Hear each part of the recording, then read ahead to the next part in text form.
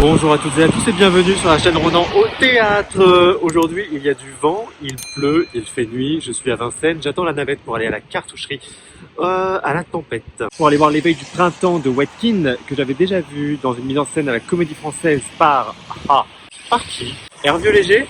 Possible. Ce soir, c'est dans une version de Armel Roussel qu'on va le voir. Il y a énormément de vent. Mais quel temps dégueulasse! Et on sait à quel point on adore aller à la cartoucherie quand il fait beau et quand il y a du soleil. Mais alors, par un temps pareil, c'est pas du tout la joie. J'espère que cette navette ne va pas trop tarder. Je ne vois pas grand monde qui l'attend. À mon avis, elle vient de passer. Je sens bien le truc qu'elle m'est passée sous le nez, la navette, là, tu vois. Je ne sais pas combien de temps ça dure. Tout ce que je sais, c'est que cette pièce a fait scandale. Elle a été écrite à toute fin du 19e, 1890, je crois. Elle a fait scandale, puisqu'évidemment, elle raconte l'éveil à la sexualité de jeunes adolescents. Et elle a été qualifiée d'œuvre pornographique et donc très vite interdite, comme ce panneau ici, interdit. Allez. Bon, bah, je vais attendre la navette. À tout à l'heure.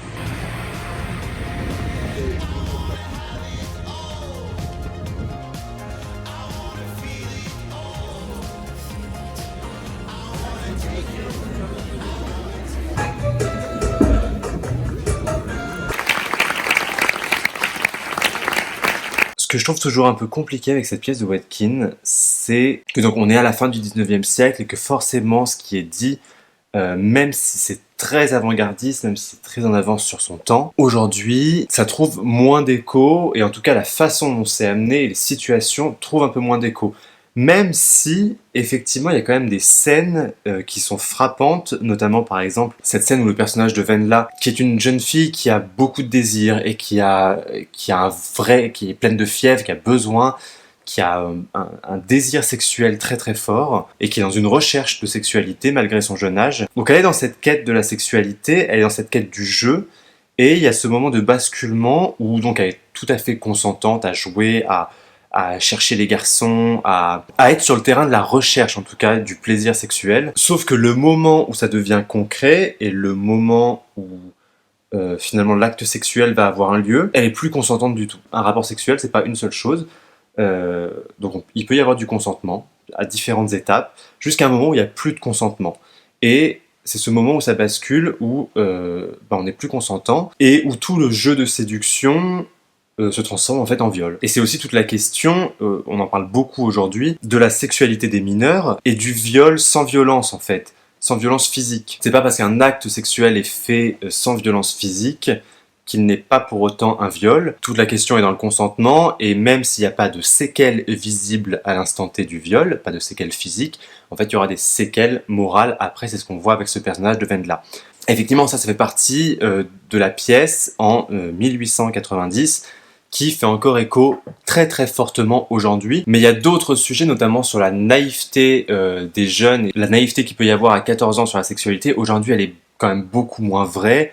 Tous les jeunes de 14 ans ont accès aux réseaux sociaux, ont accès à la pornographie, malheureusement. Donc c'est une pièce où, aujourd'hui en tout cas, on alterne entre des moments extrêmement troublants de vérité et des moments où on ne sait pas comment actualiser ça, et on ne sait pas quoi faire de ce texte. Et c'est tout le problème de cette mise en scène, c'est qu'il y a des moments incroyables et super qui, en plus, prennent le parti de s'éloigner un peu du texte, vont dans une folie, vont dans des images beaucoup plus violentes et peut-être beaucoup plus trash que le texte ne l'est, ce qui permet aussi d'accentuer et de transposer les mots du texte sans les changer. La scène entre Wendla et sa mère, où la mère devient complètement folle à l'idée d'expliquer à sa fille comment on fait les bébés, c'est le parti pris de cette mise en scène que moi j'adore, où ça va dans tous les sens et ça explose. Et il y a d'autres moments beaucoup plus texto-centrés, où là on a un peu du mal à se raccrocher au texte. Mais tout le problème, c'est comment on monte ce texte aujourd'hui. Si on compare la mise en scène d'Hervieux Léger à la Comédie Française, où là justement il manquait un peu de chair, c'est quand même une pièce où on parlait de sexualité et où c'était extrêmement pudique, extrêmement prude finalement. Et alors là on a de la chair, ça il y en a beaucoup de la chair dans cette mise en scène, du désir, des gestes sexuels, etc. Mais il manque en fait, je crois, la gêne. On aimerait être un peu plus gêné par ce rapport à la sexualité, et le problème c'est qu'on est sur un médium qui est le théâtre, et que voir de la nudité sur scène au théâtre, il n'y a rien de plus banal pour nous.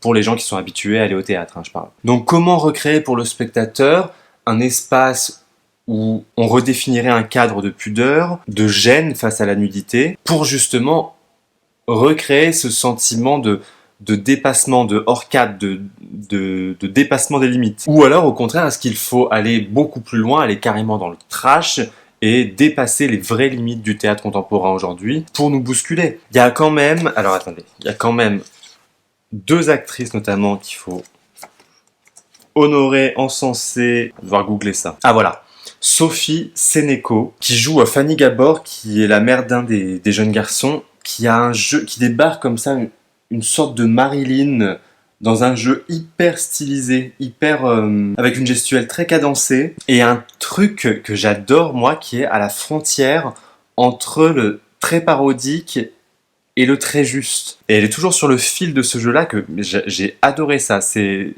une performance, je trouve, cette actrice. Et aussi Judith Williquet, qui joue donc Wendla, chaque fois je perds ce nom, Wendla, qui pareil a une gestuelle, la gestuelle du désir sexuel d'une jeune fille, mais qui bout à l'intérieur, quoi. Et ce qui est vraiment merveilleux, en fait, chez ces 2 actrices, d'ailleurs, c'est ce travail du corps. Elles ont un corps en scène qui raconte déjà le personnage avant même qu'elles ouvrent la bouche. Donc, pour résumer, je dirais qu'on approche de ce que j'attends vraiment de cette mise en scène, de ce texte de Wetkin, qui a encore des scènes que je trouve compliquées, et je pense qu'elles sont extrêmement compliquées à mettre en scène. Peut-être que ce que j'attends, c'est quelqu'un qui s'emparerait vraiment du texte et qui ferait une pièce L'éveil du printemps d'après Wetkin, ou alors il faut pas du tout la transposer, cette pièce, en fait.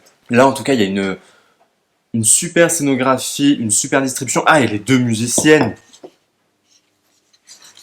On sait pas parler du groupe Juicy qui nous chante La Boulette en début de spectacle de Diams. On adore La Boulette, c'est...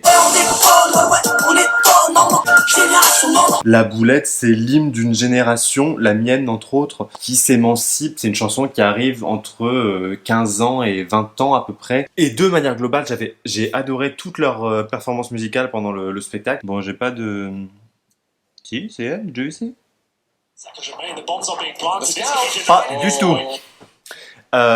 Bon, bah, vous trouverez tout seul sur Google. Voilà, c'est la fin de cette vidéo. J'espère que ça vous a plu. N'hésitez pas à partager, à donner des pouces en l'air, à liker. Et nous, on se retrouve très bientôt pour une prochaine vidéo au théâtre.